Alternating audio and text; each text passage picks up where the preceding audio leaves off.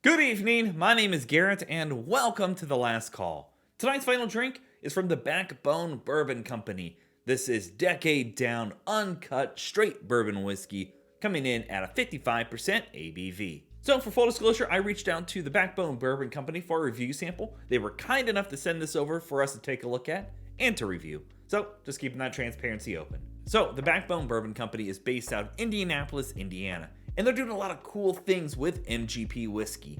Not only are they transparent about that, which we love here on the channel, but they tell us things like mash bills, barrel age statements, finishing times, or any kind of uniqueness that they're doing to the actual product. Now, when it comes to Decade Down, this was a special release that was done for their anniversary of Backbone Bourbon. And essentially what they tell us is that they found selected barrels that were between 5 and 7 years old, and then finishing 25% of that in sherry casks. This is uncut, unfiltered, all that kind of good stuff. On top of all that, the mash bill for this one is 74% corn, 21% rye, and 5% malted barley. Now, I was fortunate enough to actually try this at the Bourbon Expo in 2023, which is what made me fall in love with the Backbone Bourbon Company. And because of that unique, only finishing 25% of it in the sherry casks, it lets the bourbon really still stay a bourbon without a huge overpowering finishing process. When you're only putting that partial back into the blend, you're bringing in those nice flavors, but you're letting that bourbon do the talking as well. So let's just go ahead and jump into things. As always, we'll be trying it two different ways. First way, neat, no ice, no water. Second way, we'll add just a drop of water, see if anything changes up. And as always, make sure you like the video, subscribe to the channel, hang around for a bit, become a member if you'd like.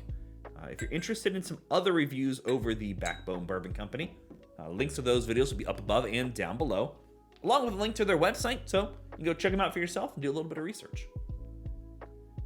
Look at that color.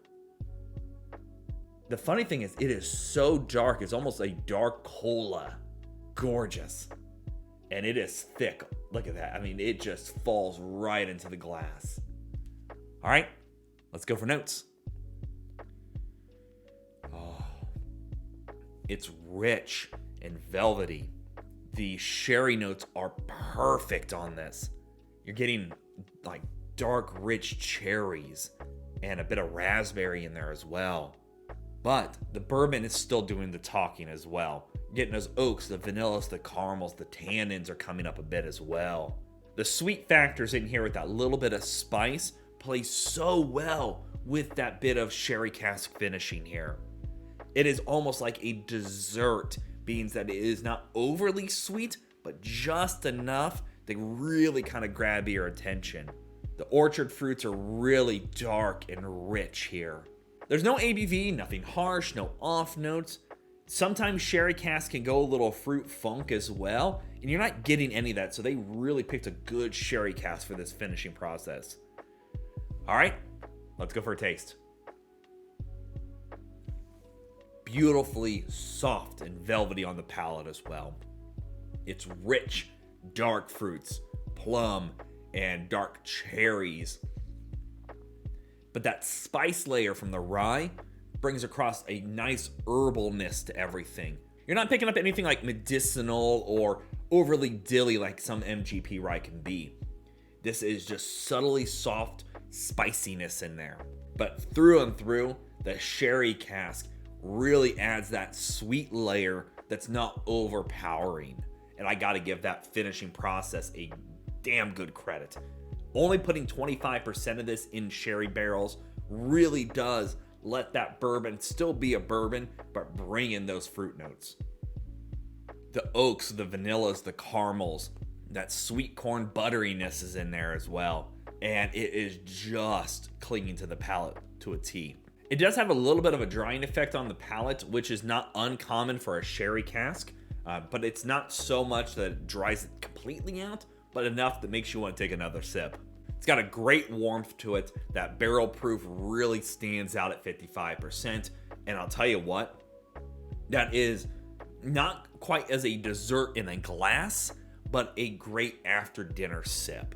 I'm a sucker for a sherry cask finished bourbon, and I'll tell you what, that is just to a T what it needed to be.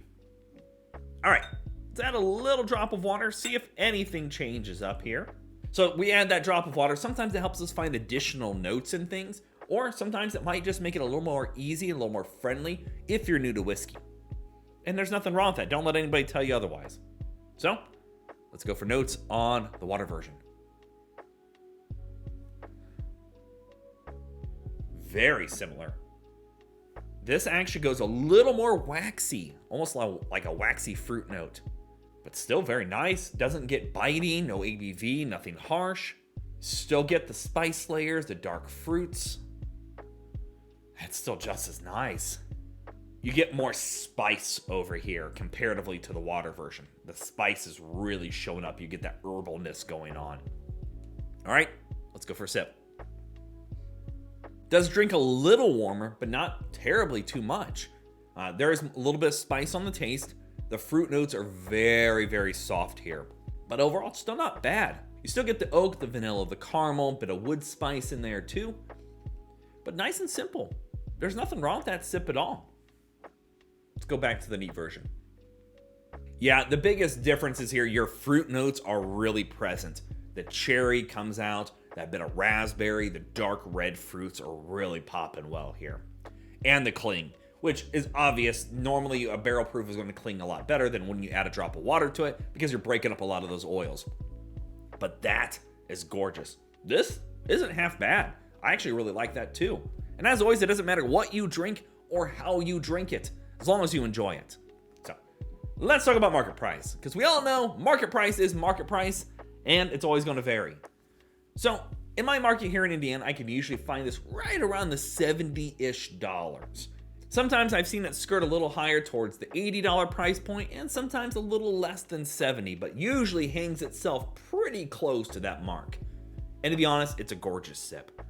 That sherry cask really does wonders for only having 25% of it finished for about 12 months. If they would have put the whole thing in here, I think the sherry cask would have really taken over. And that's what they're trying to make sure doesn't happen by doing a partial finishing with that. It comes across beautiful. Fruit notes, your spices, but you're also getting that gorgeous oak, vanilla, caramel for a great bourbon. And that's what it is at the end of the day. If you've always been afraid maybe to jump into sherry cask, or maybe if you had a sherry cask you're not a big fan of, give this one a try, because they're able to control that flavor a little more precise, in my opinion. I feel like you're getting the best of both worlds, almost that crossover whiskey, where you can enjoy a great bourbon, but bring in some of that sweetness from a sherry cask that doesn't off-put the whole bourbon itself. It gets a good solid thumbs up for me. Honestly, I think it's a great sip, and it's one I'm going to go out and buy a bottle of to keep on my shelf because of that profile. I really do love it. And again, if you're interested in learning more about the Backbone Bourbon Company, a link to their website will be down in the description area below. Go show them some love.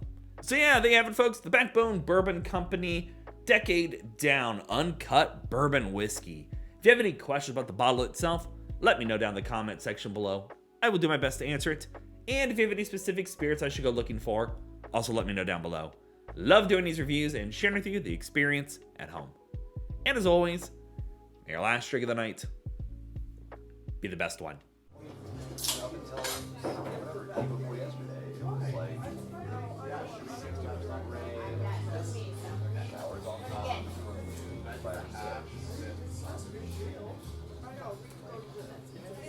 You know, I really like it might